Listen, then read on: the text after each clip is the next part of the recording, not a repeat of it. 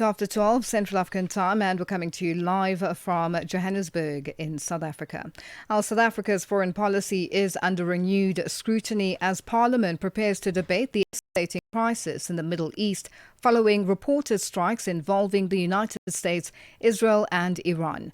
The debate, brought forward by Mmusi Maimane of Build One South Africa, is expected to examine not only the geopolitical fallout, but also South Africa's long-standing relationship with Iran. A new report by the Middle East Africa Research Institute raises questions about whether this relationship is driven by ideology, strategic interests, or something more complex. And to unpack these issues, we are joined by Benji Shulman, the Executive Director of the Middle East Africa Research Institute. Benji, good afternoon, and thank you for joining us on Africa Update. Thanks so much. Good to be here. Benji, how significant is this moment? With Parliament now debating South Africa's position amid rising tensions in the Middle East? Yeah, Lulu, so I think it is actually a very important moment because it gives South African citizenry a chance to really look at and understand where South Africa is positioned and if this is actually in the interests of the South African population and the future of our country. And why do you believe South Africa's relationship with Iran deserves closer scrutiny at this point? I think mainly because it's difficult to explain why we are putting so much as South Africans on the line geopolitically with our international relations with regards to Iran. You know, we don't have a very good trade relationship with them. I don't think they're within our top 30 trading partners. There is also no real strategic interest that we have to deal with Iran. We don't get much of their oil, for example. And the regime that operates in Iran is not in line with the values of our constitution. There's a lot of repression of women's rights, repressions of religious and cultural rights, banning certain groups from universities, etc., as well as repressing dissidents. So the question becomes, and will probably become in Parliament when they do the debate, is what are we as South Africans getting out of the relationship? And so what is sustaining this relationship? Going back to your report, ties to Tehran, suggesting this relationship is not driven by trade or investment. And you mentioned also the ideological alignment and possible financial links. You know, what is sustaining this relationship and how strong is the evidence supporting these claims? So I think that what the suggestion is that this is not so much in South Africa's interest as it is an ANC ideological project that is sustaining the way in which these things are operating. One example that we have is the MTN, for example, actually invested in Iran, and in the process of that investment, ended up doing a deal with a company which is run by the Iranian Revolutionary Guards. And that's now an organization that's been prescribed by the EU, has a long time been prescribed by the US. And in the process of getting that license, MTN allegedly has been involved with corruption in terms of trying to influence the South African state to take foreign policy positions in favor of Iran.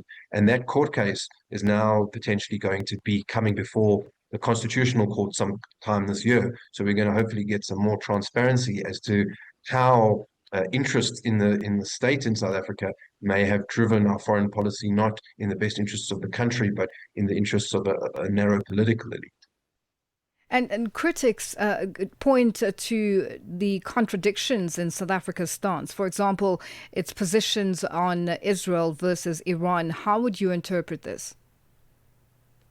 I think it's a very good description. For example, the South African state has yet to condemn the killings of protesters in Iran that happened late last year, but yet we had warships that were doing naval exercises with the South African Navy. At the same time, this is a regime that excuse me for the viewers, was very horrific, but they would execute young girls who had been found to be in violation of the regime. But the ruling was that they had to be raped before they did so.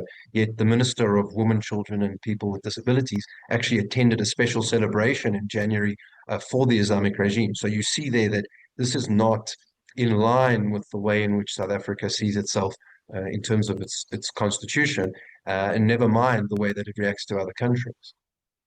And now, with Iran facing increased pressure internationally, does this create an opportunity for South Africa to rethink its position?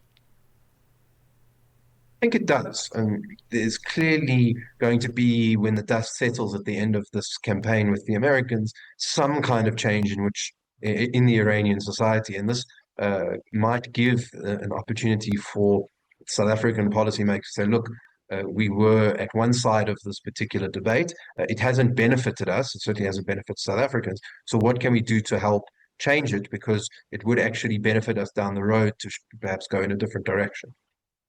And what would a reset in South Africa's foreign policy toward Iran actually look like?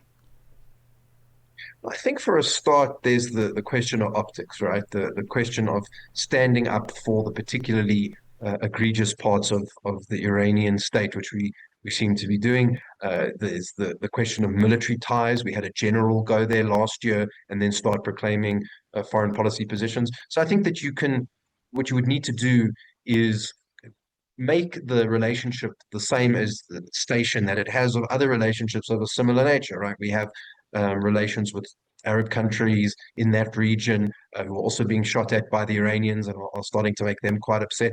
So what you need to do is make sure that you are recognizing the relationship. What is it? What does it actually contribute to South Africans, and treat it accordingly, as opposed to what we're doing at the moment, which is kind of treating it as a sort of exceptional case. We don't have this kind of discussion, for example, around what are our relations with Oman, even though Oman has more trading capacity than Iran, but yet we're spending all this political thing. So I would say reset it to its proper place within our priorities in terms of our foreign policy. And if these questions around foreign policy remain unresolved, what's at stake for South Africa?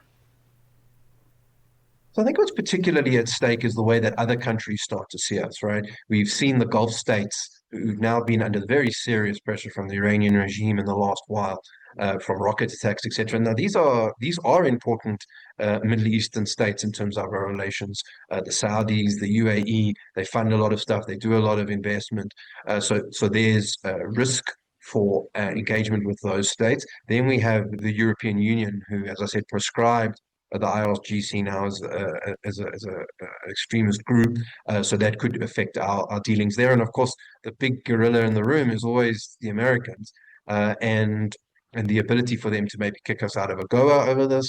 They could institute other legislation that is in the congressional books that would review our entire relationship. And the ambassador has been very specific. He said, one of the things that the Americans are looking for in resetting the American relationship is how can we better calibrate our Iranian relationship. And so an easy way to actually start to solve all of these problems we're having with the Americans is actually just to recalibrate with Iran. And then we wouldn't actually have to address, not we wouldn't have to, but it would make some of these local issues, which the Americans are upset about, the Afrikaners, the BEE stuff, etc.